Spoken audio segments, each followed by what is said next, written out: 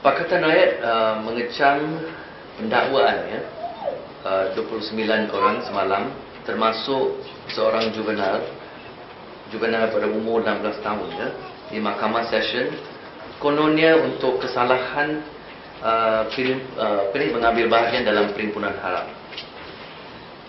Bagi Pakatan Rakyat, tindakan ini di mana satu grup kecil dipilih untuk hukuman bertujuan untuk mengugut semua yang telah mengambil bahagian dalam perhimpunan aman yang dianjurkan oleh Gerakan Mansuhkan IC pada hari Sabtu, dan juga satu percubaan untuk mengugut perhimpunan-perhimpunan serupanya yang akan datang. Percubaan ini untuk mengugut, kita mengalukan kehadiran Dr. Hatta. Percubaan ini untuk mengugut secara dengan mendakwa ini, bagi kita memang tentu akan gagal.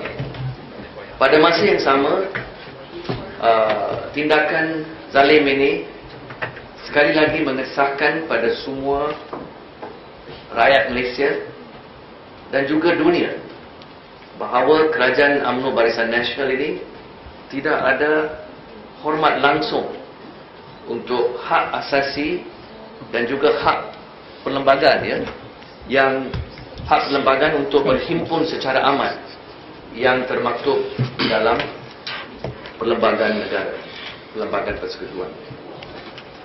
Pakatan Rakyat juga mengecam cara di mana keganasan digunakan, melalui keganasan fizikal, keganasan menggunakan gas pemedih mata, dan juga saya gunakan istilah ni, senjata kimia yang kuat strong chemical weapons dipakai, digunakan pada hari Sabtu oleh pihak polis, chemical weapons, untuk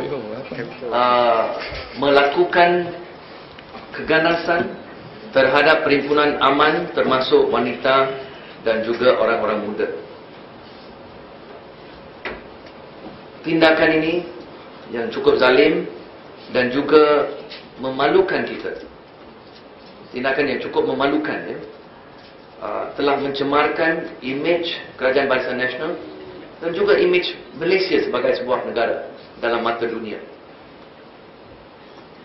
Tuduhan bahawa penganjur GMI dan semua yang terlibat dalam perhimpunan pada hari Sabtu telah mengakibatkan kerugian yang konon dia dikatakanlah beratus-ratus juta ringgit bagi kita adalah satu perkara yang boleh laughable, diketawakan, melucukan bagi saya, bagi kita semua, satu perkara yang melucukan. Jumlah itu memang terlalu dibesar-besarkan, tetapi poin yang pokok yang kita ingin tegaskan pada hari ini adalah mana-mana pihak boleh nampak dengan jelas kalau pihak polis telah diarahkan oleh Barisan Nasional untuk membenarkan perhimpunan itu berlaku.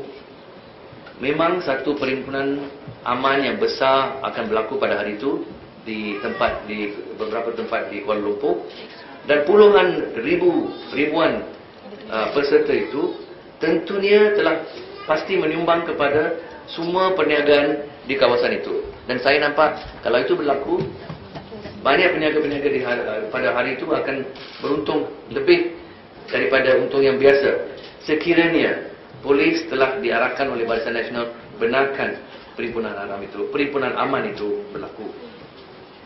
Adalah perkara yang mudah untuk polis bekerjasama dengan penganjur perhimpunan-perhimpunan sedemikian supaya memastikan bahawa hak berhimpun secara aman itu dihormati, dilindungi, dan pada masa yang sama kita pastikan ada kegangguan yang minima kepada lalu lintas dan perjalanan orang-orang dan sebagainya. Suhakam yang ditubuhkan sebagai penasihat kepada kerajaan sendiri, sebagai penasihat atas isu hak asasi melalui parlimen, ditubuhkan melalui akta undang-undang, akta di parlimen, telah kerap kali telah memberi nasihat yang tegas kepada Barisan Nasional supaya menghormati hak berinput secara aman. Supaya menasihati polis bekerjasama dengan penganjur perhimpunan untuk pastikan semua berjalan dengan aman dan teratur. Tetapi sampai sekarang Barisan Nasional tidak mau menerima bukan saja pandangan kami, nasihat daripada penasihat hak asasi mereka sendiri yang ditumbuhkan melalui parlimen. Dengan ini, Barisan Nasional menunjukkan kepada Malaysia, kepada seluruh rakyat Malaysia dan juga kepada dunia, apakah nilai-nilai politik mereka yang sebenarnya, iaitu mereka sama sekali tidak hormati hak asasi warga negara mereka masing-masing, mereka sendiri. They are no respecters of the basic rights of their own citizens. Iaitu Barisan Nasional mengamali satu demokrasi yang palsu. Dan apakah hakikat nilai-nilai Barisan Nasional adalah memperalatkan atau menggunakan institusi-institusi negara sebagai pihak polis, peguam negara dan juga badan kehakiman untuk melindungi kepentingan tersendiri satu golongan ahli politik yang berrasuah, yang korup, dengan kroni-kroni mereka yang sekarang mengumpul ataupun merampas kekayaan negara kita sendiri.